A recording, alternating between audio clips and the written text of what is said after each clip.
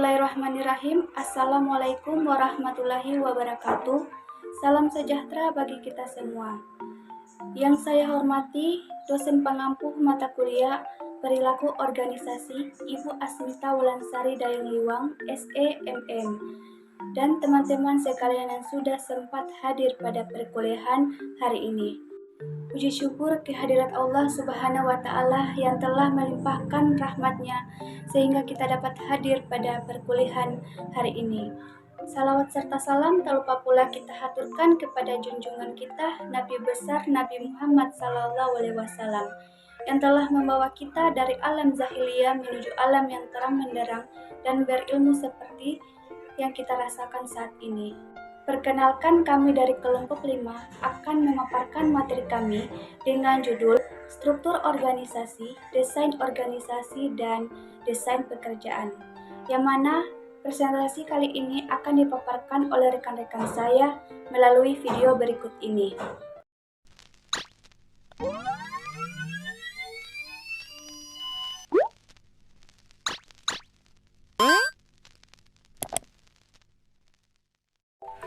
Oke, baik, terima kasih moderator atas kesempatannya. Yang pertama, struktur organisasi. Struktur organisasi merupakan suatu susunan dalam hubungan yang relatif tetap di antara berbagai tugas yang ada pada organisasi dalam menjalin kegiatan operasional untuk mencapai tujuan. Pembentukan struktur organisasi dihadapkan pada dua hal, yaitu diferensiasi atau pembagian tugas di antara anggota organisasi dan integrasi atau koordinasi dalam pembagian tugas tersebut. Struktur organisasi.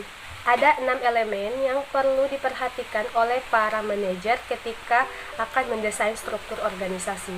Yang pertama, spesialisasi pekerjaan. Yang kedua, departementalisasi. Yang ketiga, rantai komando. Yang keempat, rentang kendali. Yang kelima, sentralisasi. Yang keenam, formalisasi. Desain organisasi.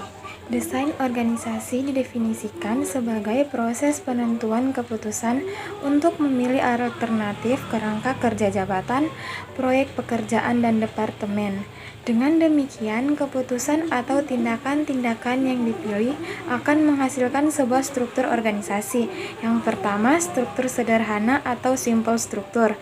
Struktur sederhana adalah sebuah struktur yang dicirikan dengan kadar departementalisasi yang rendah, rentan kendali yang luas, wewenang yang terpusat pada seseorang saja, dan sedikit formalisasi.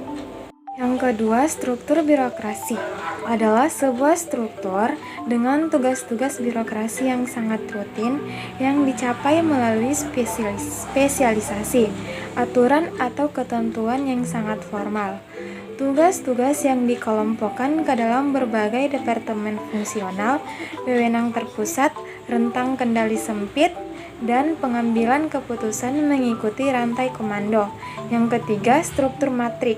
Struktur matrik adalah struktur uang untuk menciptakan garis wewenang ganda dan menggabungkan departementalisasi, fungsional, dan produk. Faktor penyebab perbedaan struktur organisasi. 1. Strategi.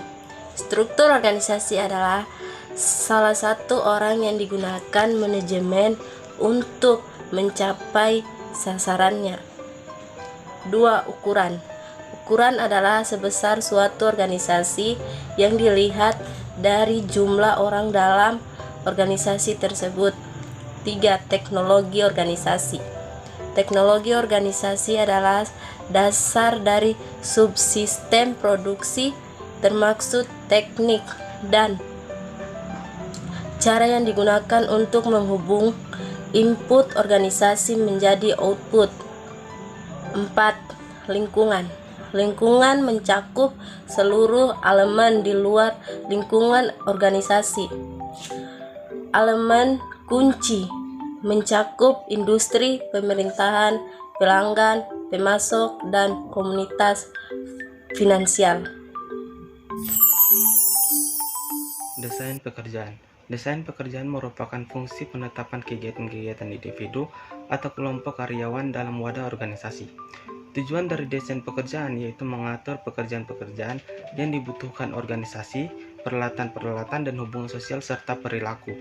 Desain pekerjaan lebih luas sifatnya dan mempunyai tujuan utama mencocokkan kebutuhan produktivitas organisasi dengan kebutuhan individu yang mengerjakan bermacam tugas. Ada 3 unsur yang mempunyai kaitan dengan desain pekerjaan, yaitu yang pertama unsur organisasi, yang kedua unsur lingkungan, yang ketiga unsur perilaku. Jadi, kesimpulannya, pengorganisasian merupakan proses membangun hubungan efektif antar individu dalam suatu organisasi, memastikan kerjasama efisien untuk mencapai tujuan bersama. Hasilnya terwujud dalam struktur organisasi yang mengatur tugas dan hubungan antar bagian. Desain organisasi melibatkan keputusan terkait kerangka jabatan, proyek, dan departemen. Departementalisasi diperlukan untuk merinci struktur dengan cermat. Siklus kehidupan organisasi mencakup tahapan perkembangan dengan tantangan dan implikasi khusus. Desain kerja dan karakteristik pekerjaan penting untuk memahami tugas masing-masing anggota. Sekian presentasi dari kelompok kami. Jika ada kesalahan kami mohon dimaafkan. Wabillahi taufiq wal hidayah. Wassalamualaikum warahmatullahi wabarakatuh.